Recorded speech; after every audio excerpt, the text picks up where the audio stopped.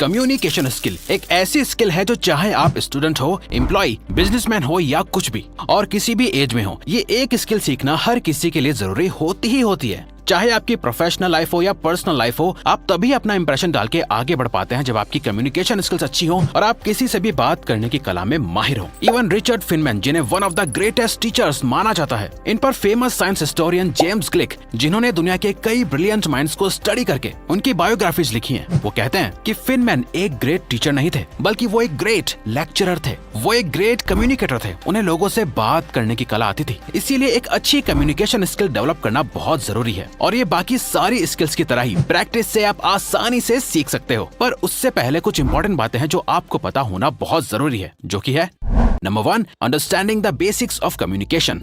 दोस्तों आइए सबसे पहले ये समझते हैं कि सिर्फ बात करने में और कम्युनिकेशन स्किल में क्या डिफरेंस होता है। एक्चुअली जब आप किसी से कुछ बात कर रहे होते हो तो आप बस अपना मैसेज उन्हें पास कर रहे होते हो, जो कम्युनिकेशन करना नहीं कहलाता। कम्युनिकेशन एक 2 वे प्रोसेस है जहां आप इन्फॉर्मेशन को एक्सचेंज करते हो, अपनी बात कहते हो और दूसरे की सुनते हो। जहां ये दोनों ही काम एक्टिवली हो रहे होते हैं उसे कम्युनिकेशन या कम्युनिकेशन स्किल्स कहा जाता है। और human to human connection build करने का एक यही रास्ता है, वो है शेयरिंग ऑफ इन्फॉर्मेशन। जब आप किसी के साथ डेट पे होते हो तो कम्युनिकेट करके ही आप सामने वाले के बारे में जान सकते हो कि वो एक अच्छा पार्टनर है या नहीं। जब आप किसी जॉब इंटरव्यू में होते हो तो कम्युनिकेट करके ही आप ये प्रूव कर सकते हो कि आप इस जॉब के लिए फिट हो। लेकिन एक अच्छी कम्युनिकेशन स्किल की 3 लेयर्स होती हैं, Athos, pathos and logos. Athos, इस लेयर का मीनिंग होता है एथिक्स, जो स्पीकर की क्रेडिबिलिटी को दिखाती है कि वो आदमी कितना ट्रस्टवर्दी है, जो वो बोल रहा है उसमें वो खुद कितना कॉन्फिडेंट है। पैथोस, इस लेयर का मीनिंग होता है एम्पैथी। किसी से भी कम्युनिकेट करते समय आप सामने वाले की बातों को कितनी अच्छी तरह से समझ सकते हो।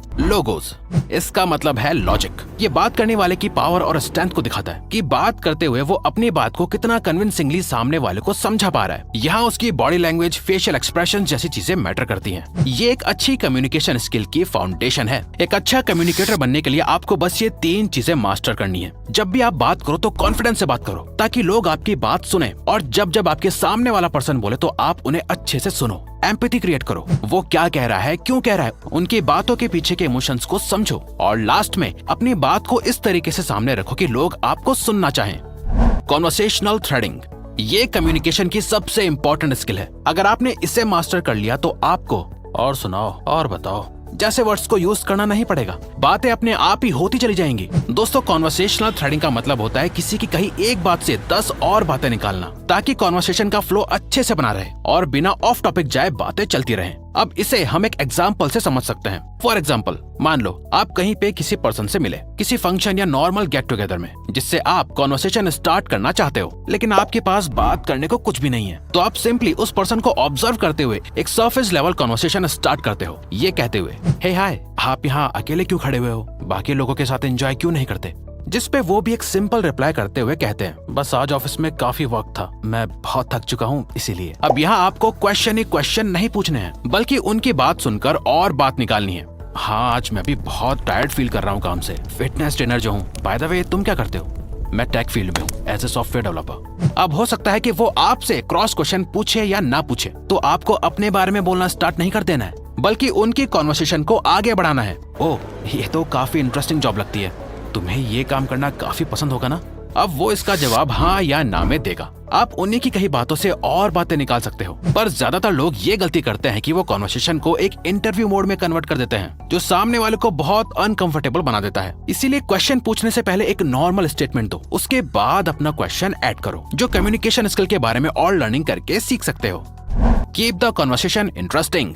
दोस्तों आपके साथ ऐसा हुआ होगा कि जब आप किसी से बात कर रहे हो, कुछ बता रहे हो, पर वो आपकी बात में इंटरेस्टेड ही नहीं है। वो इधर उधर देख रहा है, अपना फोन चेक कर रहा है, और उनके फेस पे ही ये नजर आ रहा है कि वो इस बात में बिल्कुल इंटरेस्टेड नहीं है। पर आप बहुत ज्यादा ट्राई कर रहे हो उन्हें अपनी बातों से इम्प्रेस करने का, पर वो हो ही नहीं रहे होते। आपको कितना बुरा फील होता है ऐसे टाइम पर। सिमिलरली आप ऐसे लोगों से भी मिले होंगे जो रशिया और यूक्रेन की वॉर के बारे में बात कर रहे हैं, ब्लैक होल क्या होता है ये बता रहे हैं, या हॉलीवुड की कोई मूवी के बारे में बता रहे हैं, पर आपको उनकी किसी भी बात में कोई इंटरेस्ट नहीं है, ना ही आप इन चीजों के बारे में जानते हो। आपको तो टेक्नोलॉजी में इंटरेस्ट है, आपको इंडियन मूवीज देखना ज्यादा पसंद है, हॉलीवुड की नहीं। अब ऐसे टाइम पर सामने वाले को बहुत बुरा लगता है जब आप उसकी बातों में इंटरेस्टेड नहीं होते। दोस्तों, कम्युनिकेशन एक 2-वे गेम है। जब दोनों में से एक भी पर्सन सामने वाले की बातों में इंटरेस्टेड नहीं होगा और ना ही कुछ इंटरेस्टिंग कहेगा, तो वो कन्वर्सेशन एक डेड एंड की तरफ चली जाएगी और बात खत्म होने के बाद लोगों को वो कन्वर्सेशन और वो इंसान याद ही नहीं रहेगा। इसीलिए आपको एक ऐसा इंसान बनना चाहिए जिससे बात करके वो अपने घर जाए तो भी आपकी बातें और आप उन्हें याद आए और वो सोचे कि ये कितना इंटरेस्टिंग पर्सन था। और कॉन्वर्सेशन को इंटरेस्टिंग रखने के लिए आपको उस पर्सन की बातों और उसको ऑब्जर्व करके एक ऐसा टॉपिक ढूंढना पड़ेगा जिसमें आप दोनों का इक्वल इंटरेस्ट हो। यानी जिस टॉपिक पे आपको लग रहा हो कि ये पर्सन ज्यादा इंटरेस्टेड है बात करने में, तो बिना उस टॉपिक को स्किप किए आप उससे उस टॉपिक के बारे में बात कर सकते हो जिसके बारे में बोलने में उससे मजा आ रहा है। अगर आपके पास उस टॉपिक के बारे में ज्यादा कुछ नॉलेज नहीं भी है तो उसे चुपचाप से सुनो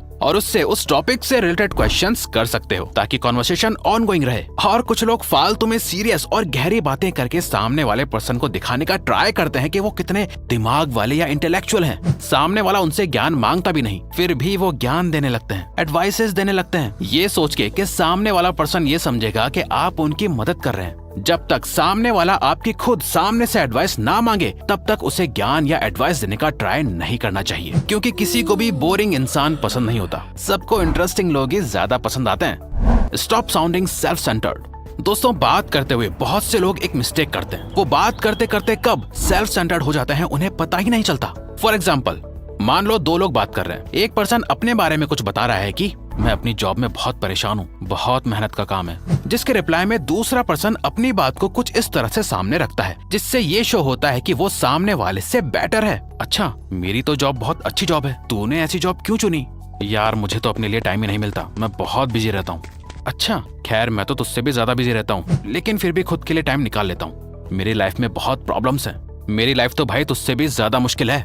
मेरा फोन भी खराब हो रहा है। ये सब केयर करने की बात है। देख, तूने मैंने सेम टाइम पे लिया था और मेरा फोन आज भी कितना बढ़िया चल रहा है। दोस्तों, ये ऐसे सुनने में बहुत क्लियरली समझ आ रहा है कि यहाँ सामने वाला अपने आप को एक लेवल अप दिखाने की कोशिश कर रहा है। डायरेक्टली नहीं बल्कि इनडायरेक्टली वो पूरी कॉन्वर्सेशन को अपने बारे में बना रहा है। ज्यादातर लोग अनजाने में सेल्फ सेंटर्ड साउंड कर रहे होते हैं और उन्हें पता भी नहीं होता। इससे बचने का सबसे बेस्ट तरीका है, जब तक सामने वाला आपसे आपके बारे में कुछ ना पूछे तब तक उसे आप अपने बारे में कुछ मत बताओ। इनफैक्ट नॉर्मल बात में भी जब आप किसी से पूछते हो हाउ आर यू और उस पे रिप्लाई करने के बाद वो आपसे रिटर्न में नहीं पूछते कि आप कैसे हो, तब तक कुछ मत बताओ। और ये प्रैक्टिस करो कि जब भी आप लोगों से बात करोगे तो आप मैं, मेरा या मुझे जैसे वर्ड्स का कम से कम यूज करोगे। आपका खुद से ज्यादा दूसरे पर्सन पे फोकस होना चाहिए।